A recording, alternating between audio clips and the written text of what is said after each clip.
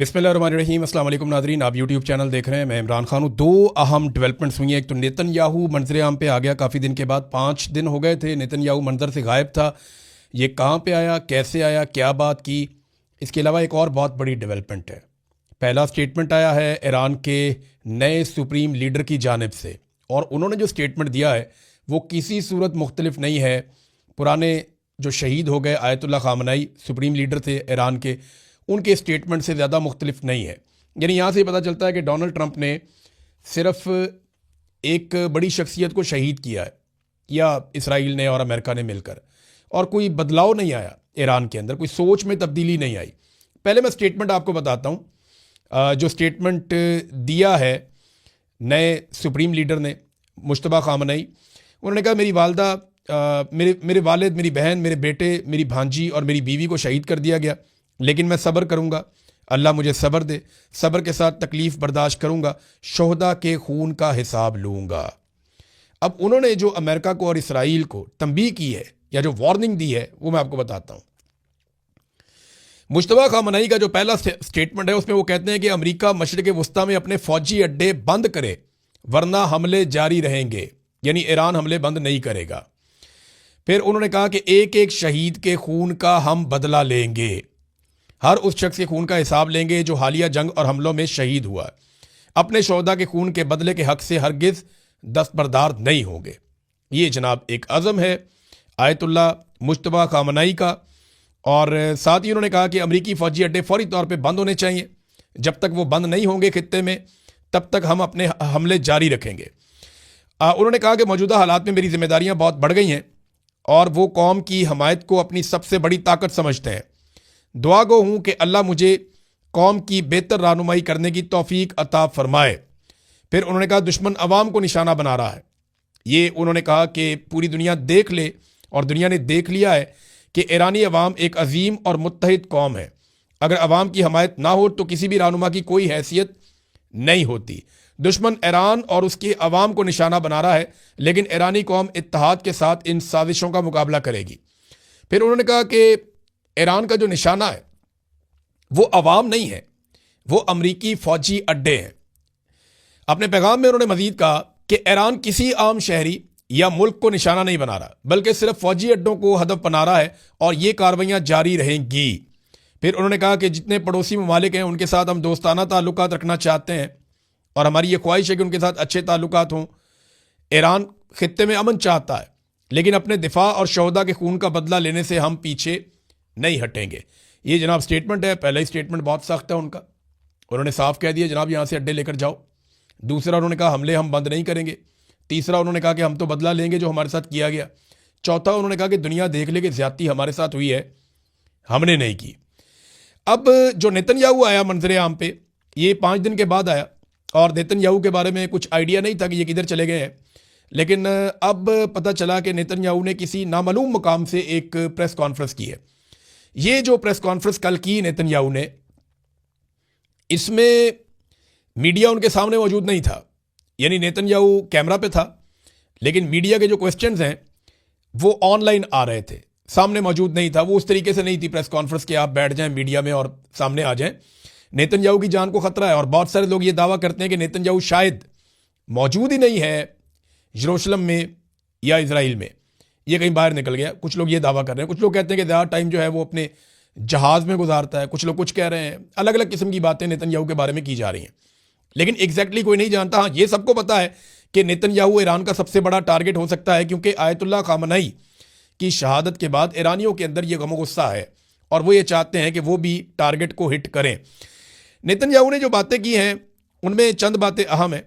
एक तो नेतन्याहू ने कहा कि इस्लाम चाहे सुन्नी हो या शिया हो, ख़ासतौर पे नेतन्याहू ने बात की इंतहा पसंद इस्लाम की, चाहे वो शिया हो चाहे वो सुन्नी हो, और ये पूरी दुनिया के लिए खतरा है। अब ये जो है ना, ये डेफिनेशन कैसे कर सकता है? यानी जितना इसराइल ने मारा मासूम बच्चों को और ख़वातीन को, उतना तो किसी ने नहीं मारा, और नेतन्याहू को एक रजिस्टर्ड वॉर क्रिमिनल के तौर पे दुनिया में देखा जाता है। बाकायदा नेतन्याहू के खिलाफ केसेस चल रहे हैं। अब वही नेतन्याहू जो है वो पूरी एक उम्मत को या पूरे एक मजहब के मानने वालों को वो टारगेट कर रहा है। तो ये तय कौन करेगा कि कौन दहशतगर्द है कौन नहीं है?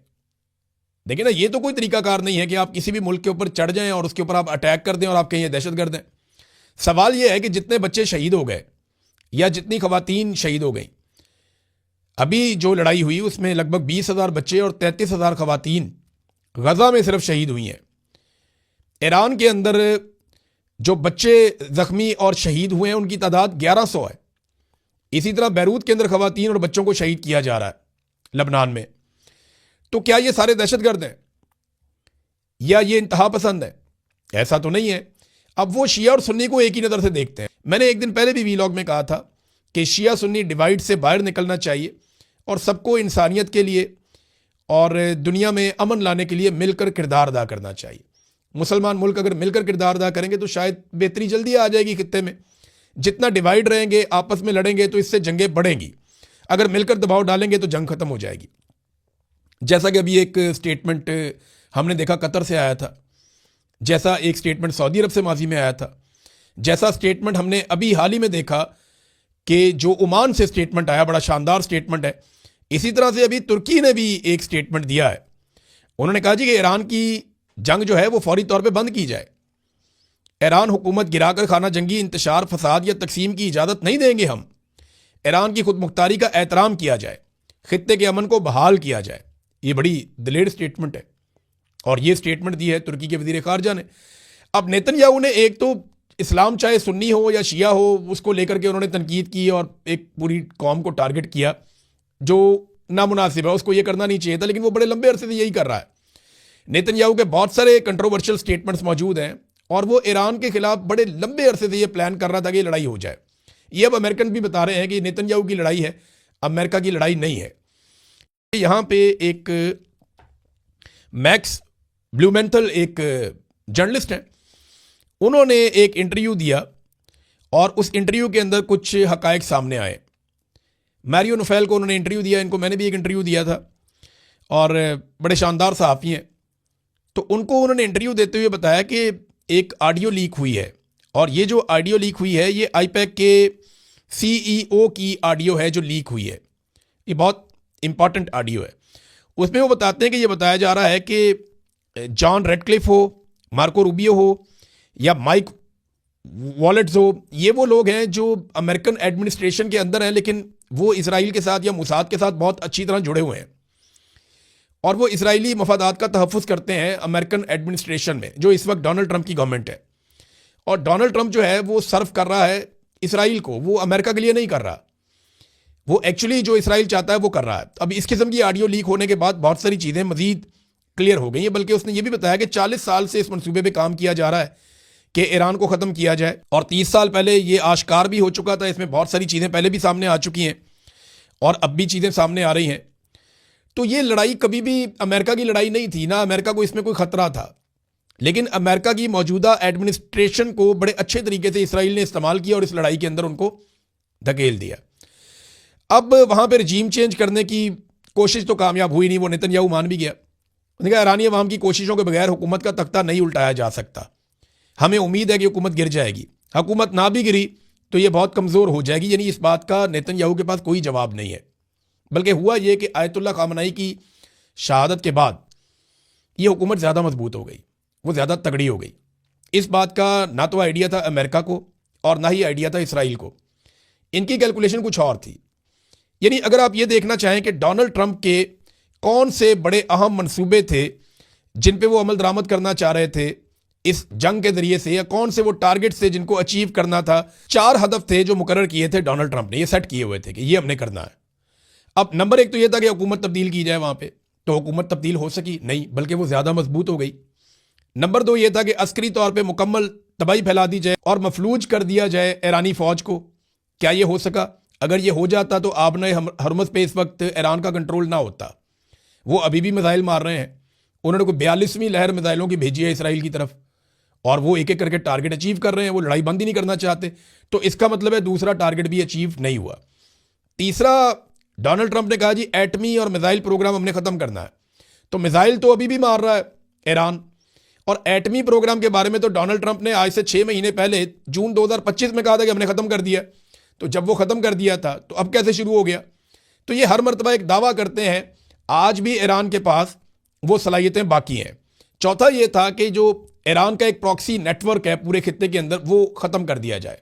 यानी ईरान जो सपोर्ट करता है हिजबुल्लाह को या हमास को या बाकी जगहों पे जो सपोर्ट करता है, वो नेटवर्क ख़त्म हो जाए, या हौसियों को सपोर्ट करता है, वो और तगड़े हो गए। और अब वो ऐसा लगता है कि मिशन डोनाल्ड ट्रंप का मुकम्मल नहीं हुआ।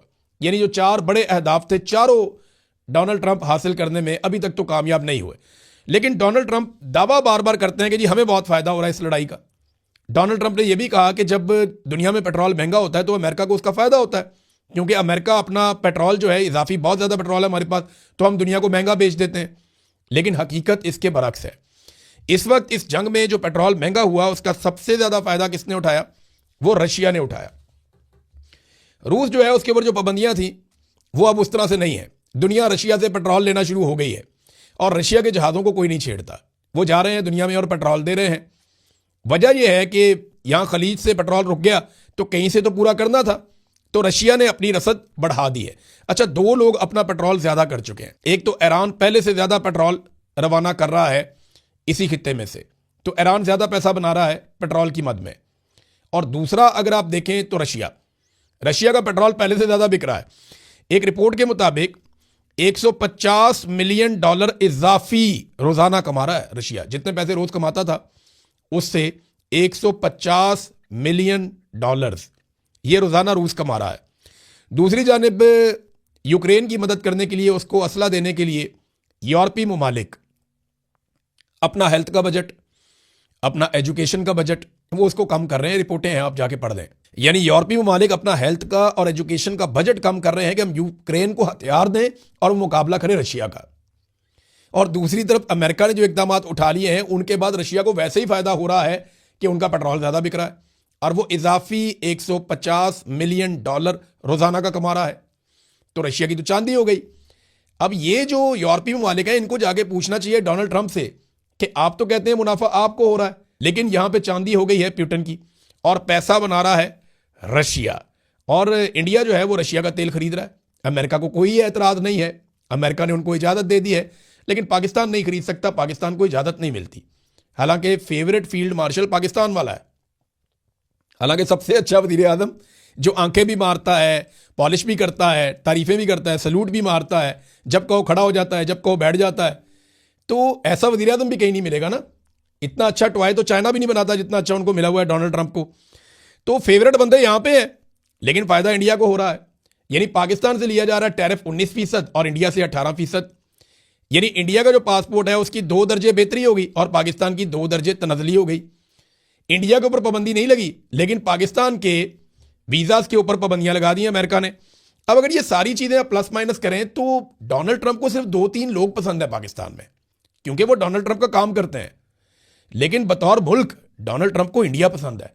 वो फायदा इंडिया को दे रहा है, कारोबार इंडिया के साथ कर रहा है।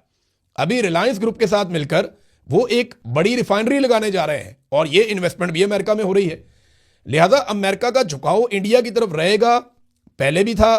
पाकिस्तान में सिर्फ उनको 2-4 कठपुतलियां मिल गई हैं फॉर द टाइम बीइंग। और देखें ना, अभी ये बात अमेरिकन कह रहे हैं, उनके दिफाई तज्जियाकार भी कह रहे हैं, उनकी गवर्नमेंट के ऑफिशियल भी कह रहे हैं कि अगर हमारे पास बगराम एयरबेस होती तो हम ईरान के ऊपर ज्यादा बेहतर अटैक कर सकते। अब जब से उन्होंने कहा है कि हमें बगराम एयरबेस चाहिए, तब से अब तक पाकिस्तान की एयरफोर्स अफगानिस्तान पे बार बार अटैक करती है। और वजह हमें यह बताई जा रही है कि पाकिस्तान में दहशतगर्दी हो रही है। पाकिस्तान में तो दहशतगर्दी बड़े लंबे अरसे से हो रही है और इसकी वजह सिर्फ आप अफगानिस्तान की हुकूमत में तलाश नहीं कर सकते। इन दहशतगर्दों को बनाया किसने, लाया कौन, बसाया किसने, जब तक आप उनकी अकाउंटेबिलिटी नहीं करेंगे और जब तक आप अपनी पॉलिसी नहीं बदलेंगे, पाकिस्तान में ये दहशतगर्दी खत्म नहीं होगी। आपको बैठकर ये करना पड़ेगा। आप सिर्फ एयर स्ट्राइक्स के जरिए से दहशतगर्दी खत्म नहीं कर सकते। तो नाजरीन, डोनाल्ड ट्रंप के दावे अपनी जगह पे। द स्पेक्टेटर इंडेक्स के मुताबिक अमेरिका में गुज़िश्ता 24 घंटों में $900 अरब का नुकसान हुआ उनकी स्टॉक मार्केट में। ये नाजरीन हालात हैं वहां पे कि उनकी स्टॉक मार्केट नीचे जा रही है, स्टॉक मार्केट उनकी डूब रही है। और ये नुकसान इसलिए हो रहा है कि उन्होंने एक जंग छेड़ी हुई है। अमेरिका के अंदर ज्यादातर लोग क्या बिलीव करते हैं, ये बहुत इंपॉर्टेंट है, क्योंकि डोनाल्ड ट्रंप ने ये लड़ाई छेड़ी थी इसलिए कि उनकी मकबूलियत में इजाफा हो जाए। और इसका सबूत यह है कि बराक ओबामा की दौरे हुकूमत में डोनाल्ड ट्रंप ने एक स्टेटमेंट दिया था। डोनाल्ड ट्रंप ने यह कहा था कि बराक ओबामा अपनी मकबूलियत को बढ़ाने के लिए ईरान के ऊपर अटैक कर सकता है, इसलिए कि बराक ओबामा के अंदर डायलॉग्स के जरिए से मसला हल करने की कैपेसिटी नहीं है। यह डोनाल्ड ट्रंप का अपना स्टेटमेंट था और डोनाल्ड ट्रंप के दिमाग में यह बात थी कि जब भी ईरान के ऊपर अटैक कोई करेगा तो उसकी मकबूलियत में इजाफा होगा। और अब डोनाल्ड ट्रंप एक ऐसे शिकंजे में फंस गया, ये एप्स्टीन फाइल्स की मैं बात कर रहा हूं, दीगर इश्यूज हैं अमेरिका के अंदर बहुत सारे। अमेरिका के अंदर जो इस वक्त महंगाई है, जो बाकी मामलात हैं, लोग बहुत नाराज हैं और डोनाल्ड ट्रंप की पॉलिसी से खुश नहीं है। तो इस वजह से इन सारी प्रॉब्लम का सलूशन उसने देखा कि ईरान पे अटैक कर देते हैं। लेकिन ये अटैक पहली मरतबा ऐसा हुआ कि अमेरिका ने किसी मुल्क पे अटैक किया और उल्टा पड़ गया। वो इंतहाई गैर मकबूल किस्म का एक फैसला है। और अमेरिका की अवाम क्या समझती है, जरा ये आप देखें। अमेरिका की अवाम से जब पूछा गया कि उनके ख्याल में डोनाल्ड ट्रंप ने यह क्यों किया, तो उनकी अक्सरियत यह कहती है कि डोनाल्ड ट्रंप का यह सारा कुछ करने के पीछे जो सबसे बड़ा रीजन है वो एप्स्टाइन फाइल से तवज्जो हटाना है। यानी अवाम की अक्सरियत यह समझती है अमेरिका में कि डोनाल्ड ट्रंप ने यह जो कुछ भी किया वो इसलिए किया कि वो एप्स्टाइन फाइल से तवज्जो हटाना चाहते हैं, और यह अवामी सर्वे के अंदर आ गई चीज। तो यह एक हकीकत भी है और बहुत सारे सियासतदान भी ये इल्ज़ाम लगा रहे हैं। मुझे ज़ाती तौर पे भी यही लगता है कि जिस किस्म की वो फाइल है, जिस किस्म की चीज़ें उसमें आ गई हैं, अमेरिका जैसी सोसाइटी में इसको बर्दाश्त नहीं किया जा सकता। और डोनाल्ड ट्रंप के लिए ये एक गड़ा है। अब एक तरफ गड़ा है, एक तरफ खाई है, डोनाल्ड ट्रंप बीच में खड़ा है, कुछ समझ नहीं आ रही। एक पंगा ले लिया ईरान के साथ लड़ाई का, वो मतलूबा अहदाफ भी हासिल नहीं हुए। अब लोगों को भेज भेज के कह रहे हैं जनाब सुलह करवा लें, वो सुलह करने के लिए भी तैयार नहीं है। बल्कि यहां पर डोनाल्ड ट्रंप ने एक धमकी लगाई। डोनाल्ड ट्रंप ने कहा कि जी 1 घंटे के अंदर हम ईरान की बिजली पैदा करने की सलाहियत को खत्म कर सकते हैं, लेकिन हमने अभी तक ऐसा किया नहीं। देखें, ये ग्रिड के ऊपर मारेंगे और जो तवानाई का पूरा सिस्टम है ईरान का, उसको तबाह कर देंगे। ये अमेरिकन को इसका आइडिया है ये कैसे करना है, ये इजरायली भी जानते हैं कि ये कैसे करना है। और उसके बाद ईरान में एक शटडाउन हो जाएगा, ईरान के अंदर बिजली का सारा निज़ाम दरमबरम हो जाएगा और फिर वहां बिजली नहीं होगी। लेकिन इसके बदले में ईरान क्या करेगा, तो वो स्टेटमेंट भी आप देख लें। जैसे ये स्टेटमेंट दिया डोनाल्ड ट्रंप ने कि हम 1 घंटे के अंदर ईरान की बिजली पैदा करने की सलाहियत को खत्म कर सकते हैं, लेकिन हमने अभी तक ऐसा नहीं किया। अब इसका जवाब है वो डॉक्टर अली लारंजानी, ये उन्होंने जवाब दे दिया ईरान की जानिब से, और उन्होंने कहा कि अगर ट्रंप ऐसा करता है, यानी वो हमारी बिजली बनाने की सलाहियत या तवानाई का सारा सिस्टम जो है उसको दरम बरम कर देता है, तबाह कर देता है 1 घंटे में, तो आधे घंटे से भी कम वक्त में पूरा खित्ता अंधेरे में डूब जाएगा। और यह अंधेरा अपनी जान बचाकर भागने वाले अमेरिकी फौजियों का शिकार करने के लिए भरपूर मौका फराहम करेगा। यह बात आपको समझ आ रही है? उनका मतलब यह है कि अगर हमारे आप एनर्जी का इंफ्रास्ट्रक्चर पूरा तबाह कर देंगे तो हम पूरे खित्ते का तबाह कर देंगे। यानी फिर उसके बाद किसी मुल्क के अंदर लाइटें नहीं जलेंगी, उसके बाद किसी मुल्क के अंदर जो है बिजली का पूरा इंफ्रास्ट्रक्चर काम नहीं कर रहा होगा। और अगर बिजली बंद हो गई और पावर सोर्सेज आपके खत्म हो गए तो उसके बाद जो आपके ऑपरेशंस हैं वो भी रुक जाएंगे, और जो लोग यहां से निकलना चाहते हैं, चाहे वो अमेरिकन फौजी हैं या कोई भी हैं, वो निकल नहीं पाएंगे और ज्यादा वुल्नरेबल हो जाएंगे। उनके ऊपर ज्यादा हमले करना आसान हो जाएगा, उनका शिकार करना आसान हो जाएगा। ये स्टेटमेंट जनाब अली लारंजानी ने दिया है डोनाल्ड ट्रंप के स्टेटमेंट के जवाब में। अच्छा, यही स्टेटमेंट जो है वो ईरान के फौजी जो तर्जुमान है उन्होंने भी, जैसे DGISPR हमारे ऐसे ही उनका भी फौजी तर्जुमान है, उन्होंने भी ऐसे एक स्टेटमेंट दिया है। उन्होंने कहा जी अगर हमारी तवानाई की तनसीबात को निशाना बनाया गया तो हम पूरे मशरिक़ वस्ता की गैस और तेल की तनसीबात को तबाह कर देंगे। ईरान ने अमेरिका और इसराइल को खबरदार किया है कि तवानाई के इंफ्रास्ट्रक्चर पर हमले खित्ते में बड़ी और खतरनाक कशीदगी को जन्म देंगे। देखिए, ये बात सबको समझ जानी चाहिए कि ईरान ने अभी तक जो कहा वो उसने करके दिखाया। जब इन्होंने कहा जी कि हम अमेरिका और इसराइल ने कहा कि हम ईरान के ऊपर अटैक करेंगे, उन्होंने पहले कहा था कि हम आपके जितने फौजी अड्डे हैं सबके ऊपर अटैक करेंगे, हम आपके बहरी बेड़ों के ऊपर अटैक करेंगे, हम इसराइल के ऊपर वापस अटैक करेंगे। जो जो ईरान ने कहा उसने वो किया। जिस तरह के हमले ईरान के ऊपर हुए उस तरह के हमले उन्होंने वापस किए। और अब ईरान ये कह रहा है कि अगर हमारे तवानाई के इंफ्रास्ट्रक्चर को तबाह किया तो हम पूरे खित्ते की सारी बिजली बंद कर देंगे, फिर तेल के और गैस के जो ज़खायर हैं उनके ऊपर भी अटैक करेंगे। और ये इतना बड़ा नुकसान हो जाएगा पूरे रीजन का कि कई सालों तक इनकी कमर सीधी नहीं होगी। अरब ममालिक को हर हाल में ये जंग रोकनी होगी। याद रखिएगा कि अरब ममालिक डिज़ाइन ही नहीं हुए जंग के लिए। उनका जो डेवलपमेंट का मॉडल है वो किसी और तरह का है। वो शीशे के बने हुए मुल्क हैं, बहुत खूबसूरत, बड़े हसीनो जमील, वो पुरअमन रहने में ही उनकी बका है। लड़ाई करेंगे तो उनकी बहुत कीमती चीजें तबाह हो जाएंगी, बहुत बड़ी बर्बादी हो जाएगी। वहां पे अरबों खरबों डॉलर लगे हुए हैं। तो अरब ममालिक को जंग सूट नहीं करती, हर हाल में उन्हें जंग खत्म करनी है। नाज़रीन, आखिर में मैं आपको बताता हूं, एक तैयारा भी तबाह हो गया, एक और तैयारा है ये अमेरिका का। हर दिन कोई ना कोई अमेरिका का बड़ा नुकसान हो जाता है और कोई ना कोई खबरें आती रहती हैं। कभी तैयारा इराक में गिर गया, कभी ईरान में गिर गया, कभी तैयारे जो हैं वो कुवैत के अंदर गिर गए, कभी कहीं और गिर गया। तो अमेरिका का नुकसान हो रहा है, उनके रडार सिस्टम तबाह हो गए। और अब जो फ़िज़ा है पूरी मशरिक़ वस्ता की, वो ईरान के लिए उस लेवल तक खुली है कि उनके मिसाइल में देख रहा था जाते हैं और जाके लगते हैं। एक वीडियो बड़ी वायरल हो रही है जहां पे 4 इंटरसेप्टर्स ने ईरानी मिसाइल को रोकने की कोशिश की और वो चारों को डिसीव करके जाके टकरा गया। तो अब जो मिसाइल वो इस्तेमाल कर रहे हैं उनकी रफ्तार बहुत ज़्यादा है, वो इतने आराम से कंट्रोल नहीं हो रहे। तो रीफ्यूलिंग करने वाला एक तैयारा है KC-135, ये अमरीकी फ़िज़ाइया का तैयारा इराक में गिरकर तबाह हो गया। 6 लोग इसमें भी बैठे हुए थे। तो अमेरिका का जंग में नुकसान हो रहा है, लगातार नुकसान हो रहा है, हथियारों का नुकसान हो रहा है। और सबसे बढ़ के जो अमेरिका का नुकसान हो रहा है वो उसकी क्रेडिबिलिटी जा रही है। जो चौधराहट उसके पास थी, जो क्राउन उसके सर के ऊपर था, वो उसके हाथ से निकल रहा है। अब तक के लिए इतने, अपना ख्याल रखिएगा, अपने इस चैनल का भी। अल्लाह हाफिज़।